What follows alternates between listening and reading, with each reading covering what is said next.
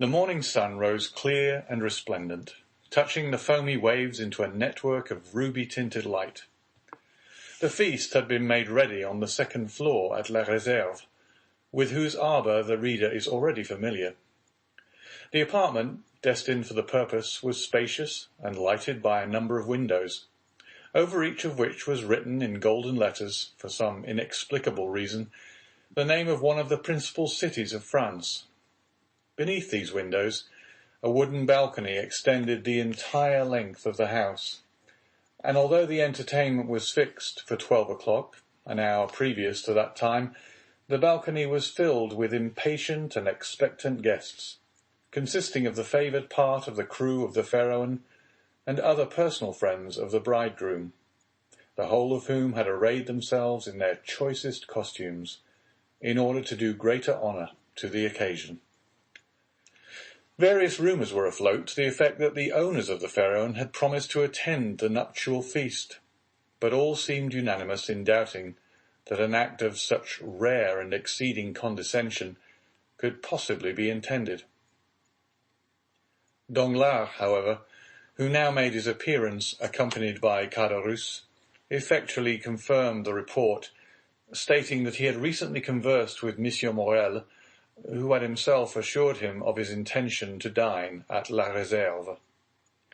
In fact, a moment later, M. Morrel appeared and was saluted with an enthusiastic burst of applause from the crew of the Pharaon, who hailed the visit of the shipowner as a sure indication that the man whose wedding feast he thus delighted to honour would ere long be first in command of the ship.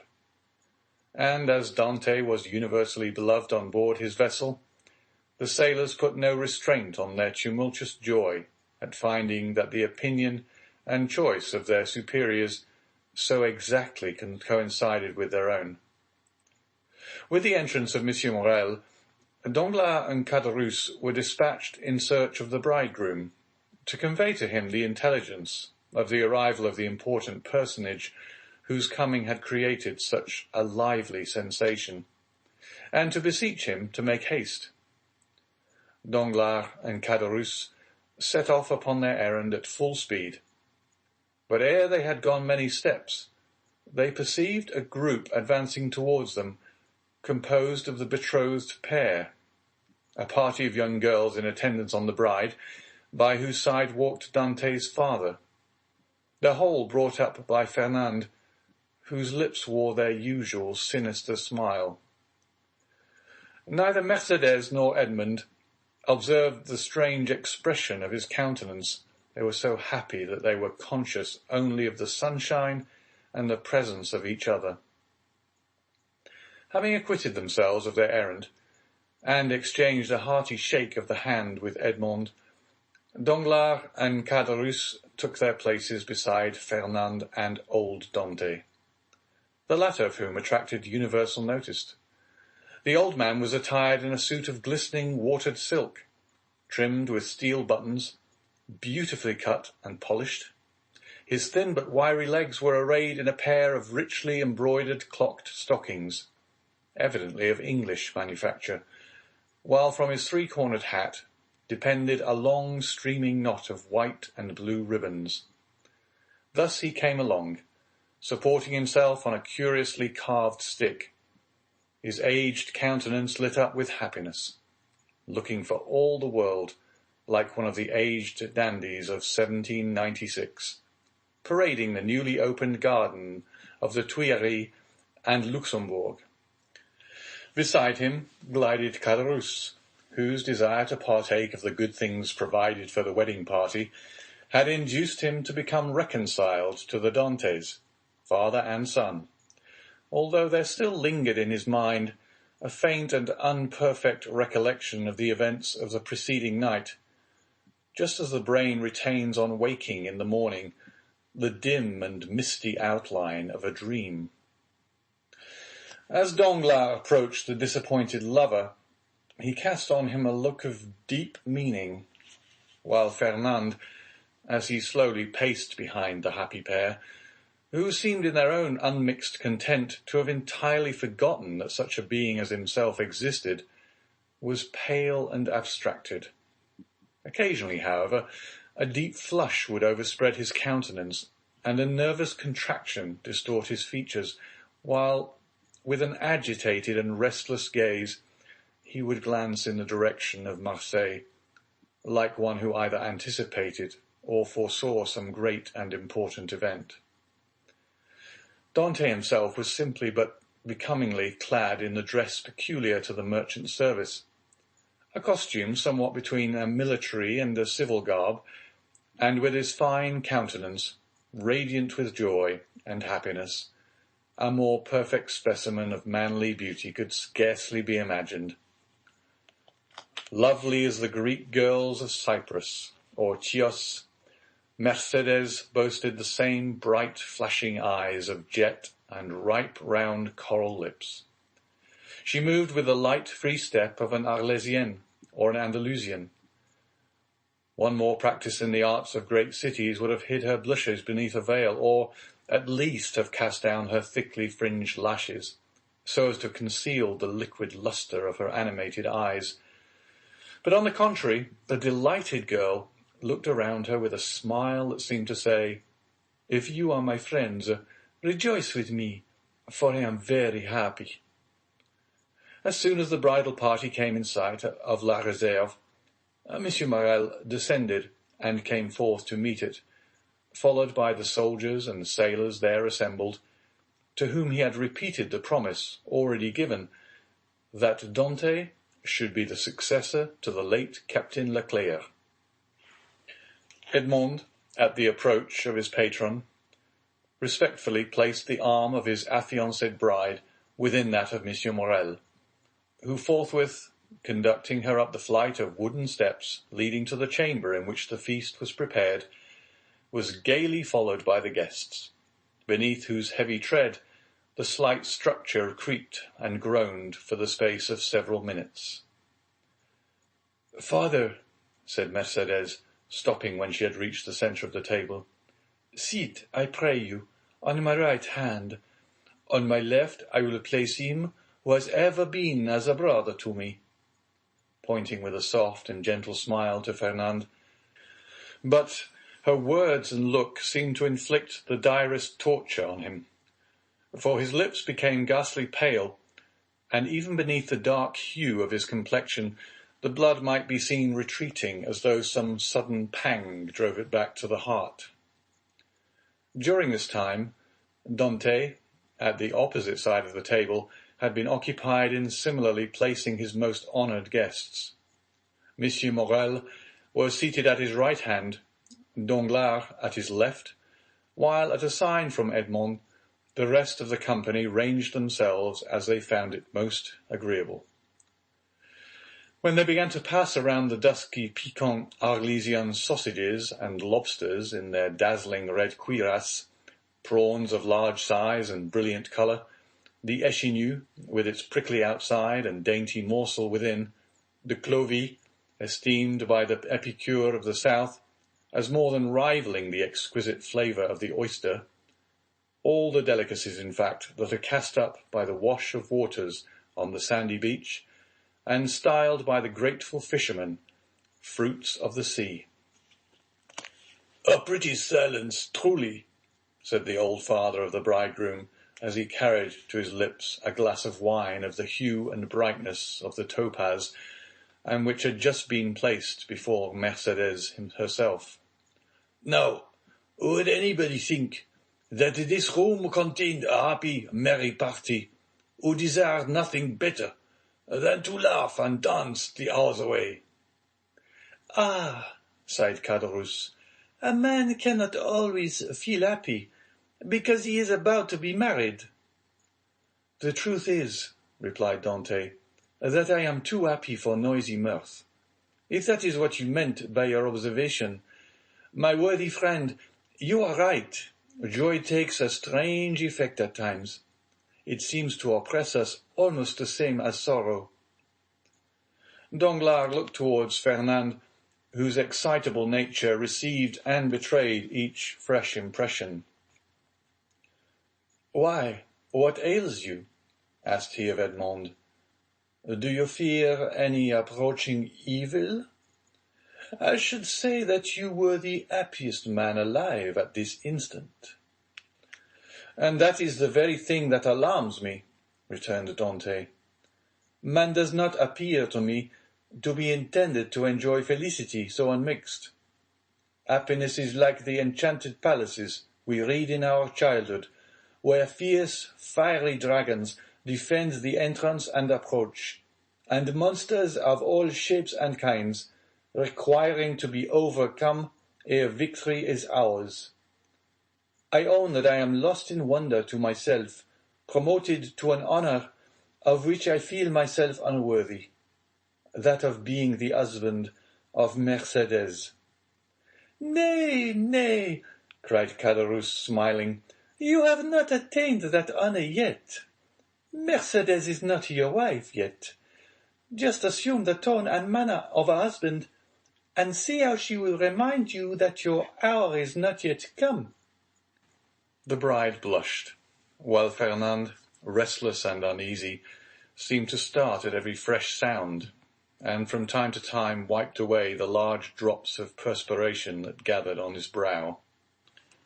Well, never mind that, neighbour Caderousse. It is not worth while to contradict me for such a trifle as that. It is true that Mercedes is not actually my wife yet, but, added he, drawing out his watch, in an hour and a half she will be. A general exclamation of surprise ran round the table, with the exception of the elder Dante, whose laugh displayed the still perfect beauty of his large white teeth.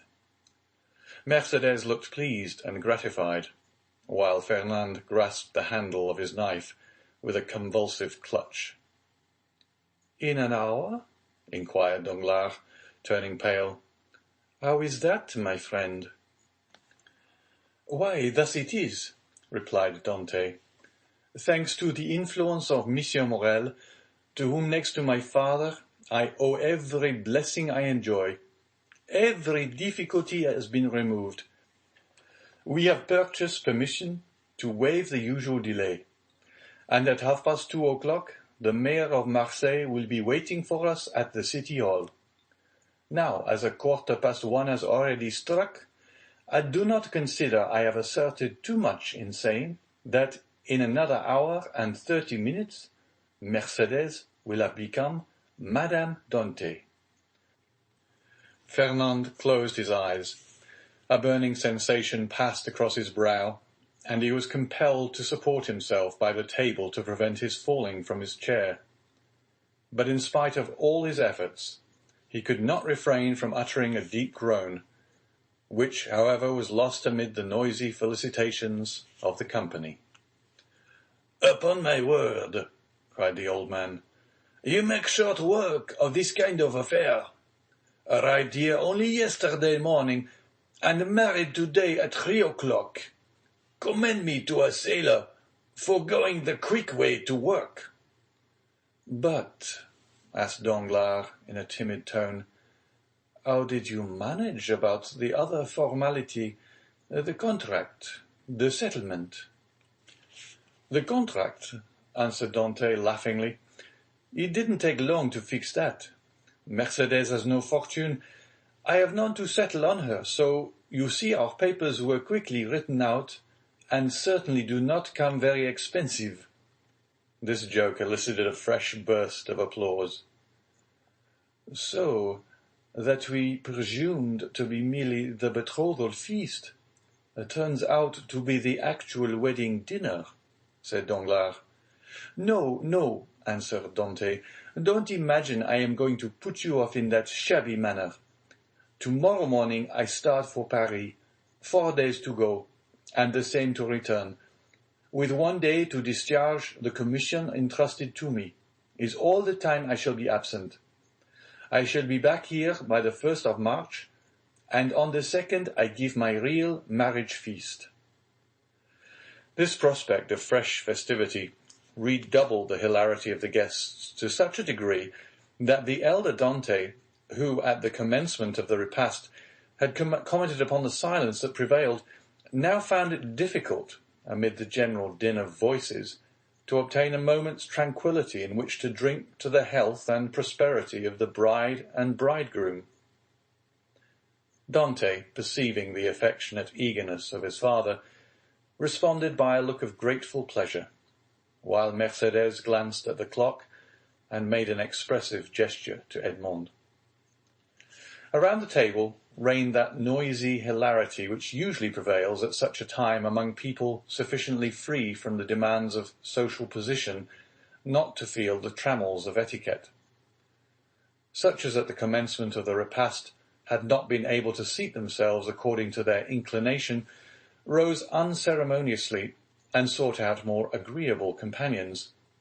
Everybody talked at once, without waiting for a reply, and each one seemed to be contented with expressing his or her own thoughts. Fernand's paleness appeared to have communicated itself to Danglars. As for Fernand himself, he seemed to be enduring the tortures of the damned. Unable to rest, he was among the first to quit the table, and, as though seeking to avoid the hilarious mirth that rose in such deafening sounds, he continued in utter silence to pace the farther end of the salon. Caderousse approached him, just as Danglars, whom Fernand seemed most anxious to avoid, had joined him in a corner of the room. "Upon my word," said Caderousse, from whose mind the friendly treatment of Dante, united with the effect of the excellent wine he had partaken of, had effaced every feeling of envy or jealousy at Dante's good fortune. "Upon my word, Dante is a downright good fellow, and when I see him sitting there beside his pretty wife, that is so soon to be, I cannot help thinking it would have been a great pity to have served him that trick you were planning yesterday." "Oh, there was no harm meant," answered Danglars. "At first I certainly did feel somewhat uneasy as to what Fernand might be tempted to do, but when I saw how completely he had mastered his feelings, even so far as to become one of his rival's attendants, I knew there was no further cause for apprehension." Caderousse looked full at Fernand. He was ghastly pale. "Certainly," continued Danglars, "the sacrifice was no trifling one, when the beauty of the bride is concerned. Upon my soul, that future captain of mine is a lucky dog. God, I only wish he would let me take his place." "Shall we not set forth?" asked the sweet silvery voice of Mercedes. 2 o'clock has just struck, and you know we are expected in a quarter of an hour." To be sure, cried Dante, eagerly quitting the table. "Let us go directly." His words were re-echoed by the whole party with vociferous cheers. At this moment, Danglars, who had been incessantly observing every change in Fernand's look and manner, saw him stagger and fall back, with an almost convulsive spasm, against a seat placed near one of the open windows. At the same instant, his ear caught a sort of indistinct sound on the stairs, followed by the measured tread of soldiery, with the clanking of swords and military accoutrements.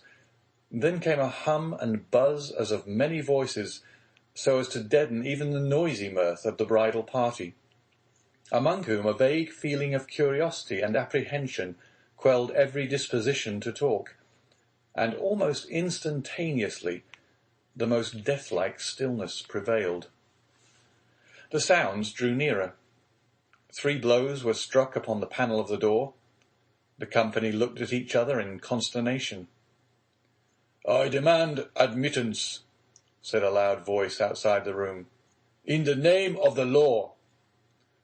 As no attempt was made to prevent it, the door was opened, and a magistrate, wearing his official scarf, presented himself, followed by 4 soldiers and a corporal.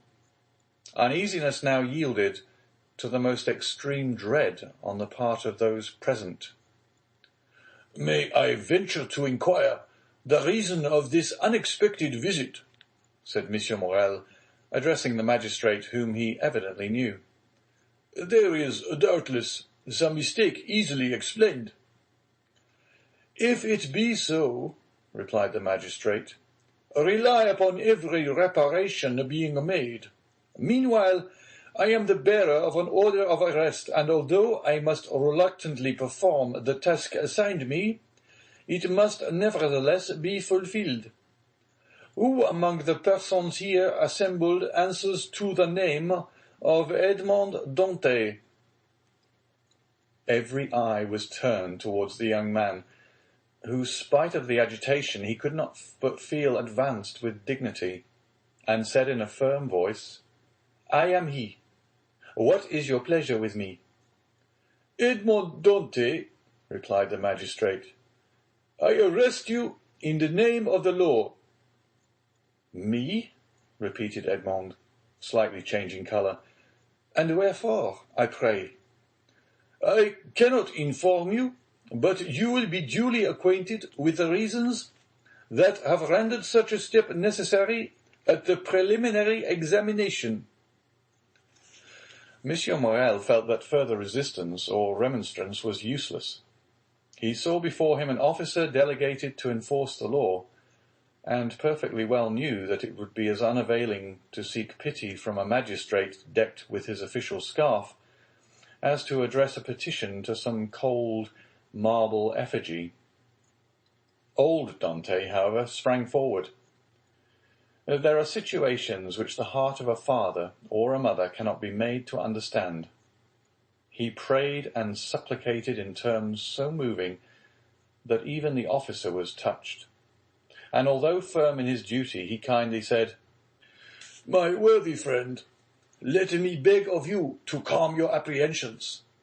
Your son has probably neglected some prescribed form or attention in registering his cargo, and it is more than probable he will be set at liberty directly he has given the information required, whether touching the health of his crew or the value of his freight." "What is the meaning of all this?" inquired Caderousse frowningly of Danglars, who had assumed an air of utter surprise. "How can I tell you?" replied he. "I am like yourself, utterly bewildered at all that is going on, and cannot in the least make out what it is about."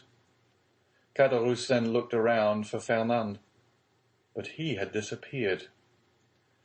The scene of the previous night now came back to his mind with startling clearness. The painful catastrophe he had just witnessed appeared effectually to have rent away the veil which the intoxication of the evening before had raised between himself and his memory.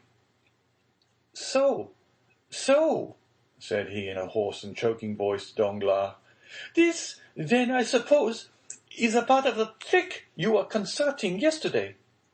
All I can say is, that if it be so, 'tis an ill turn, and well deserves to bring double evil on those who have projected it." "Nonsense," returned Danglars. "I tell you again, I have nothing whatever to do with it. Besides, you know very well that I tore the paper to pieces." "No, you did not," answered Caderousse. "You merely threw it. I saw it lying in a corner." "Hold your tongue, you fool. What should you know about it? Why, you were drunk."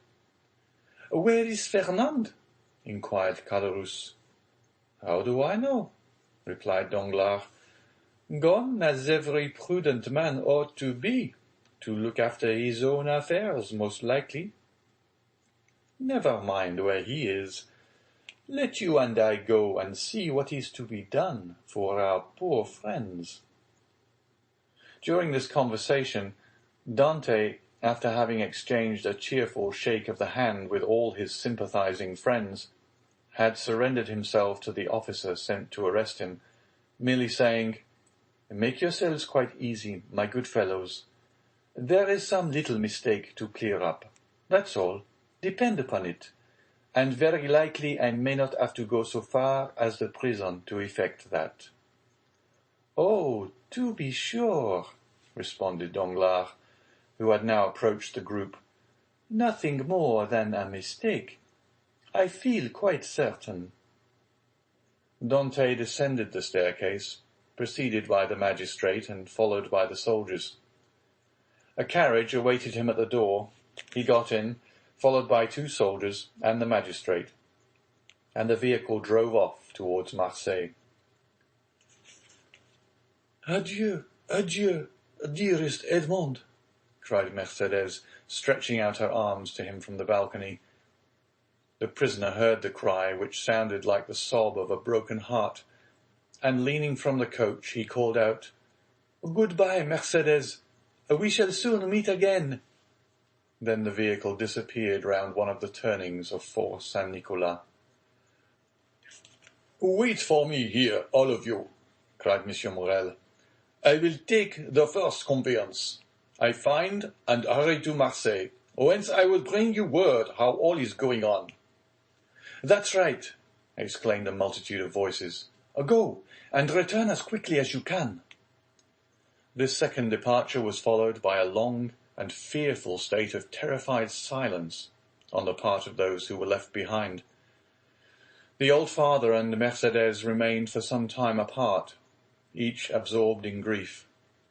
But at length the 2 poor victims of the same blow raised their eyes and, with simultaneous burst of feeling, rushed into each other's arms.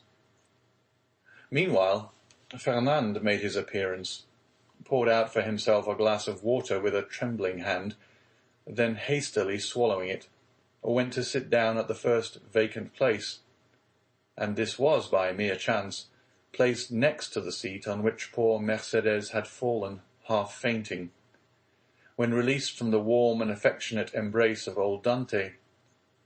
Instinctively, Fernand drew back his chair. "He is the cause of all this misery.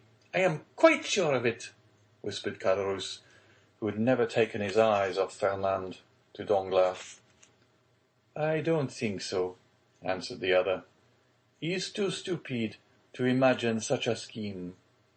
I only hope the mischief will fall upon the head of whoever wrought it." "You don't mention those who aided and abetted the deed," said Caderousse. "Surely," answered Danglars, "one cannot be held responsible for every chance arrow shot into the air." "You can indeed, when the arrow lights point downward on somebody's head." Meantime, the subject of the arrest was being canvassed in every different form. "What think you, Danglars," said one of the party, turning towards him, "of this event?" "Why," replied he, "I think it just possible Dante may have been detected with some trifling article on board ship, considered here as contraband." "But how could he have done so without your knowledge, Danglars, since you are the ship's supercargo?" "Why, as for that, I could only know what I was told respecting the merchandise with which the vessel was laden. I know she was loaded with cotton, and that she took in a freight at Alexandria from Pastre's warehouse, and at Smyrna from Pascal's. That is all I was obliged to know, and I beg I may not be asked for any further particulars." "Now, I recollect," said the afflicted old father. "My poor boy told me yesterday he had got a small case of coffee and another of tobacco for me." "There, you see," exclaimed Danglars. "Now the mischief is out. Depend upon it, the custom-house people went rummaging about the ship in our absence, and discovered poor Dante's hidden treasures." Mercédès, however, paid no heed to this explanation of her lover's arrest. Her grief, which she had hitherto tried to restrain, now burst out in a violent fit of hysterical sobbing. "Come, come," said the old man. "Be comforted, my poor child. There is still hope." "Hope," repeated Danglars. "Hope. faintly murmured Fernand, but the words seemed to die away on his pale, agitated lips, and a convulsive spasm passed over his countenance. "Good news! Good news!" shouted forth one of the party stationed in the balcony on the lookout. "Here comes Monsieur Morel back. No doubt now we shall hear that our friend is released." Mercédès and the old man rushed to meet the shipowner, and greeted him at the door. He was very pale. "What news?" exclaimed a general burst of voices. "Alas, mes friends," replied Monsieur Morel, with a mournful shake of his head, "the thing has assumed a more serious aspect than I expected." "Oh, indeed, sir, he is innocent," sobbed forth Mercédès. "That I believe," answered Monsieur Morel, "but still he is charged." "With what?" inquired the elder Dante. "With being an agent of the Bonapartist faction." And many of our readers may be able to recollect how formidable such an accusation became in the period at which our story is dated. A despairing cry escaped the pale lips of Mercédès. The old man sank into a chair. "Ah, Danglars," whispered Caderousse, "you have deceived me. The trick you spoke of last night has been played. But I cannot suffer a poor old man or an innocent girl to die of grief through your fault. I am determined to tell them all about it." "Be silent, you simpleton," cried Danglars, grasping him by the arm, "or I will not answer even for your own safety. Who can tell whether Dante be innocent or guilty? The vessel did touch at Elba, where he quitted it and passed a whole day in the island. Now, should any letters or other documents of a compromising character be found upon him, will it not be taken for granted that all who uphold him are his accomplice?" With the rapid instinct of selfishness, Caderousse readily perceived the solidity of this mode of reasoning. He gazed doubtfully, wistfully on Danglars, and then caution supplanted generosity. "Suppose we wait a while, and see what comes of it," said he, casting a bewildered look on his companion. "To be sure," answered Danglars, "let us wait, by all means. If he be innocent, of course he will be set at liberty. If guilty, why, it is no use involving ourselves in a conspiracy. Let us go, then. I cannot stay here any longer." "With all my heart," replied Danglars, pleased to find the other so tractable. "Let us take ourselves out of the way, and leave things for the present to take their course."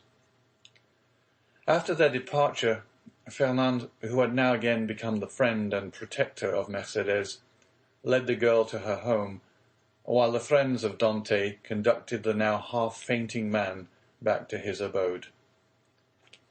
The rumour of Edmond's arrest as a Bonapartist agent was not slow in circulating throughout the city. "Could you ever have credited such a thing, my dear Danglars?" asked Monsieur Morel, as on his return to the port for the purpose of gleaning fresh tidings of Dante from Monsieur de Villefort, the assistant procureur, he overtook his supercargo and Caderousse. "Could you believe such a thing possible?" "Why, you know I told you," replied Danglars, "that I considered the circumstance of his having anchored at the island of Elba as a very suspicious circumstance." "And did you mention these suspicions to any person beside myself?"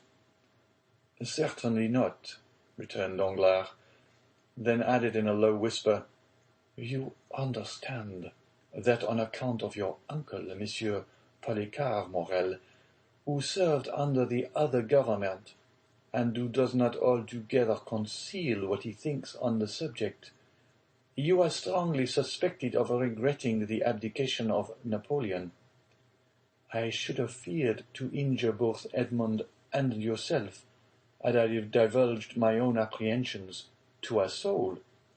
I am too well aware that, though a subordinate like myself is bound to acquaint the shipowner with everything that occurs, there are many things he ought most carefully to conceal from all else. "'Tis well, Danglars, 'tis well," replied Monsieur Morel. "You are a worthy fellow, and I had already thought of your interests in the event of poor Edmond having become captain of the Pharaon." "Is it possible you were so kind?" "Yes, indeed. I had previously inquired of Dante what was his opinion of you, and if he should have any reluctance to continue you in your post. For somehow I have perceived a sort of coolness between you." "And what was his reply?" "That he certainly did think he had given you offence in an affair which he merely referred to without entering into particulars, but that whoever possessed the good opinion and confidence of the ship's owner would have his preference also."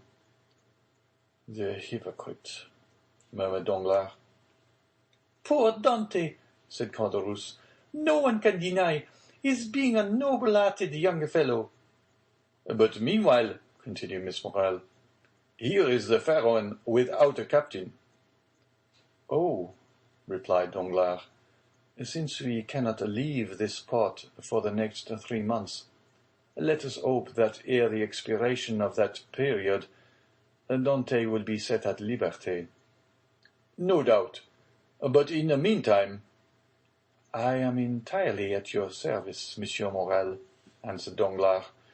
"You know that I am as capable of managing a ship as the most experienced captain in the service, and it will be so far advantageous to you to accept my service, that upon Edmond's release from prison no further change will be requisite on board the Pharaon than for Dante and myself each to resume our respective posts." "Thanks, Danglars. That will smooth over all difficulty. I fully authorize you at once to assume the command of the Pharaon, and look carefully to the unloading of her freight. Private misfortune must never be allowed to interfere with business." "Be easy on that score, Monsieur Morel. But do you think we shall be permitted to see our poor Edmond?" "I will let you know that directly. I have seen Monsieur de Villefort, whom I shall endeavor to interest in Edmond's favor. I am aware he is a furious royalist, but in spite of that, and of his being a king's attorney, he is a man like yourselves, and I fancy not a bad sort of one." "Perhaps not," replied Danglars, "but I hear that he is ambitious, and that's rather against him." "Well, well," returned Monsieur Morel, "we shall see. But now hasten on board. I will join you there ere long." So saying, the worthy shipowner quitted the two allies, and proceeded in the direction of the Palais de Justice. "You see," said Danglars, addressing Caderousse, "the turn things have taken. Do you still feel any desire to stand up in his defence?" "Not the slightest, but yet it seems to me a shocking thing that a mere joke should lead to such consequences." "But who perpetrated that joke, let me ask?" "Neither you nor myself." "But Fernand?" "You knew very well that I threw the paper into a corner of the room." "Indeed, I fancied I had destroyed it." "Oh, no," replied Caderousse. "that I can answer for you. You did not. I only wish I could see it now as plainly as I saw it lying all crushed and crumpled in a corner of the arbor." "Well, then, if you did, depend upon it, Fernand picked it up and either copied it or caused it to be copied. Perhaps even he did not take the trouble of recopying it. And now I think of it, by heavens, he may have sent the letter himself. Fortunately for me, The handwriting was disguised. Then you are aware of Dante being engaged in a conspiracy? Not I. As I before said, I thought the whole thing was a joke, nothing more. It seems, however, that I have unconsciously stumbled upon the truth. Still, argued Caderousse, I would give a great deal if nothing of the kind had happened, or at least that I had had no hand in it. You will see, Danglars, that it will turn out an unlucky job for both of us. Nonsense. If any harm come of it, it should fall on the guilty person, and that you know is Fernand. How can we be implicated in any way? All we have to do is to keep our own counsel and remain perfectly quiet, not breathing a word to any living soul. And you will see that the storm will pass away without in the least affecting us.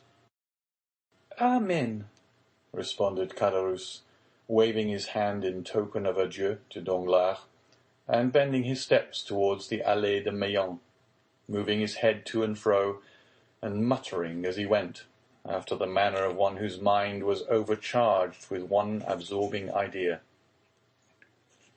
So far, then, said Danglars, mentally, all has gone as I would have it. I am temporarily commander of the Pharaon, with the certainty of being permanently so, if that fool of a Caderousse can be persuaded to hold his tongue. My only fear is the chance of Dante being released. But there, he is in the hands of justice. And, added he with a smile, she will take her own.